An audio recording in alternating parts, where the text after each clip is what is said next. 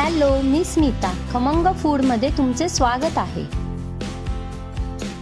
आज मी बनवणार आहे कोबीचे मंचुरियन, जे की माझ्या घरी सगळे आवडीने खातात. लहान असो की मोठे, अगदी सगळे.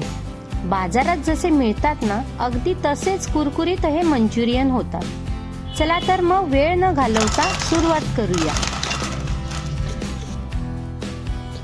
मी इथे 3 कप चॉपरने बारीक चिरलेला कोबी घेतला आहे.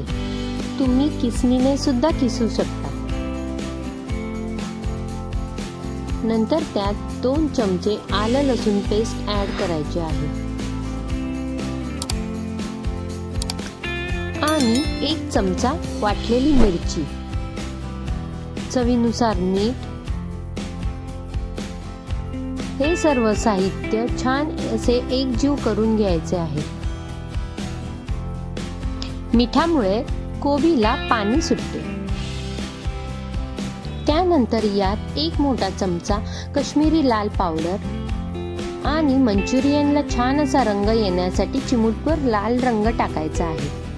हा खाण्याचा रंग तुम्ही ऑप्शनल पण ठेवू शकता. हे सर्व पुन्हा एकजीव करून घ्यायचे आहे.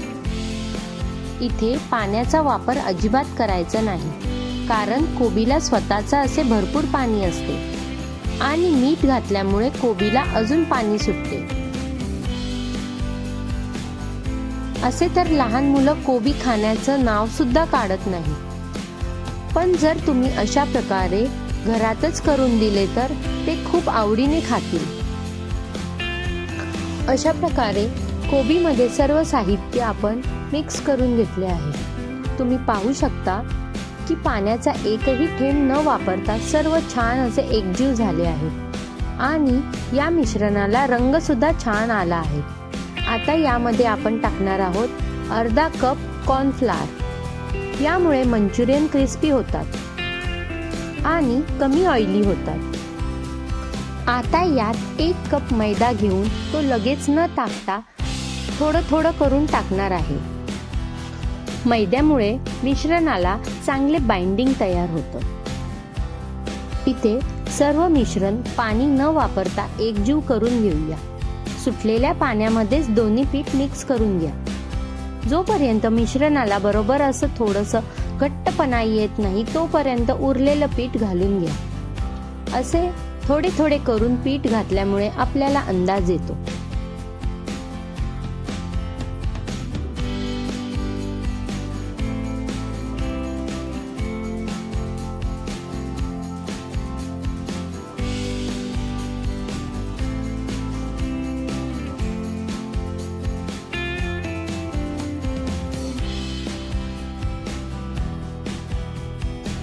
तुम्ही इथे पाहू शकता 1 कप मैदा न वापरता यातलं थोडं उरलं आहे. तुम्हाला हे मैदा आणि कॉर्नफ्लोअरचे प्रमाण कमी जास्त सुद्धा लागू शकते. आता हे मिश्रण तळायला रेडी आहे. कढईमधले तेल सुद्धा कडकडीत तापले आहे. एकदा का तेल तापले की मध्यम आचेवर मंचुरियन तळून घेऊया. तुम्ही जर हाय फ्लेमवर तळले की ते आतून कच्चे राहतील आणि जर कमी फ्लेमवर तळले की ते खूप ऑइली होतील. त्यामुळे लक्षात असू द्या की गॅसची फ्लेम मध्यमच असावी. अशा पद्धतीने सर्व मंचुरियन एकाच वेळी तेलात न सोडता जेवढे राहतील तेवढे सोडून द्यायचे आहे. मंचुरियन एकसारखे असे खमंग तळून घ्यायचे आहे आणि ते लगेचच पलटून घ्यायचे नाही.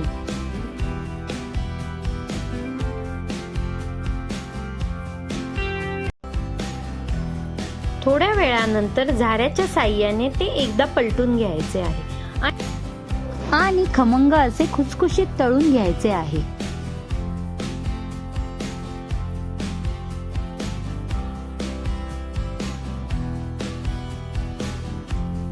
तुम्ही पाहू शकता मंचुरियन तळून रेडी आहे.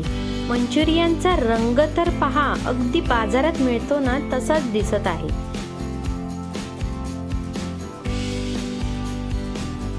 अशाच प्रकारे राहिलेले सर्व मंचुरियन तळून घ्यायचे आहे.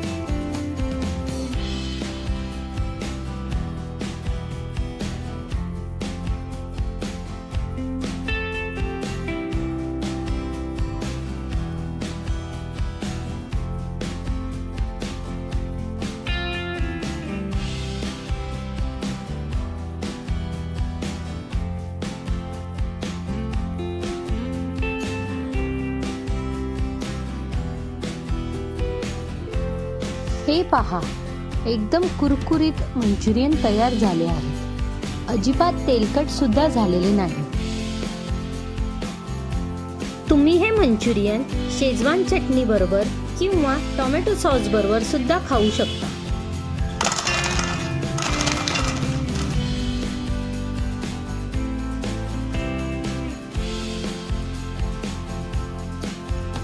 रेसिपी जर आवडली असेल तर लाईक, शेअर आणि सबस्क्राईब करायला विसरू नका. कशी वाटली ही रेसिपी प्लीज कमेंट करून सांगायला विसरू नका. तोपर्यंत मस्त रहा, हेल्दी खा.